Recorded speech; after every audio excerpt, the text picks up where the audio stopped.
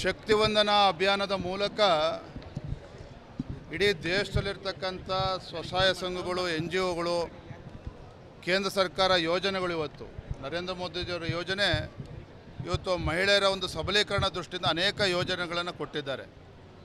ಈ ವಿಚಾರವಾಗಿ ಅವರ ಕಾರ್ಯಕ್ರಮಗಳನ್ನು ಪ್ರತಿಯೊಬ್ಬರಿಗೂ ತಲುಪಬೇಕು. ಈ ನಿಟ್ಟಿನಲ್ಲಿ ಒಂದು ಅಭಿಯಾನ ನಡೀತಾ ಇದೆ. ಆ ಕಾರ್ಯಕ್ರಮದ ನಿಮಿತ್ತ ಇವತ್ತು ಕಾರ್ಯಾಗಾರ ತುಮಕೂರಿನಲ್ಲಿ ನಡೆದಿರ್ತಕ್ಕಂಥದ್ದು. ರಾಜ್ಯದ ಮೂಲೆ ಮೂಲೆಗಳಿಂದ ಎಲ್ಲ ನಮ್ಮ ಮಹಿಳಾ ಕಾರ್ಯಕರ್ತರು ಕೂಡ ಈ ಕಾರ್ಯಕ್ರಮದಲ್ಲಿ ಭಾಗವಹಿಸಿದ್ದಾರೆ.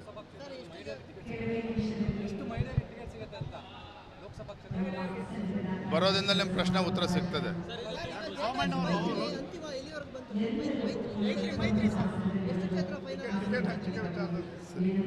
ಸದ್ಯದಲ್ಲೇ ದೆಹಲಿ ಮಟ್ಟದಲ್ಲಿ ಚರ್ಚೆ ಆಗ್ತದೆ, ಚರ್ಚೆಗೆ ತೀರ್ಮಾನ ಆಗುತ್ತೆ.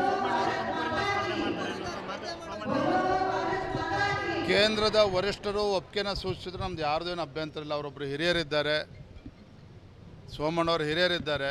ಅವರು ಲೋಕಸಭಾ ಚುನಾವಣೆ ಸ್ಪರ್ಧೆ ಮಾಡಬೇಕು ಅಂತ ಯಾರ್ದೇನು ಅಭ್ಯಂತರ ಇಲ್ಲ. ಒಟ್ಟು ಪಕ್ಷ ಎಲ್ಲರೂ ಕೂಡ ಒಟ್ಟಾಗಿ ಕೂತು ತೀರ್ಮಾನವನ್ನು ಮಾಡ್ತೇವೆ.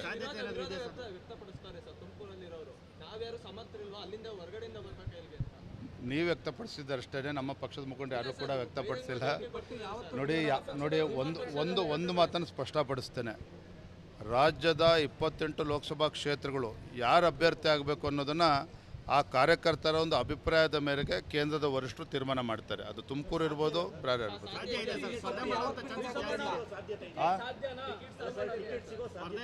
ಕಾರ್ಯಕರ್ತರು ಅಭಿಪ್ರಾಯವನ್ನು ಪಡೆದುಕೊಂಡು ವರಿಷ್ಠರು ತೀರ್ಮಾನವನ್ನು ಮಾಡ್ತಾರೆ. ಬಿಡುಗಡೆ ಆಗೋ ಮುಂಚಿತ ತಿಳಿಸ್ತೇನೆ, ಗೊತ್ತಿಲ್ಲ ಸಾಕು.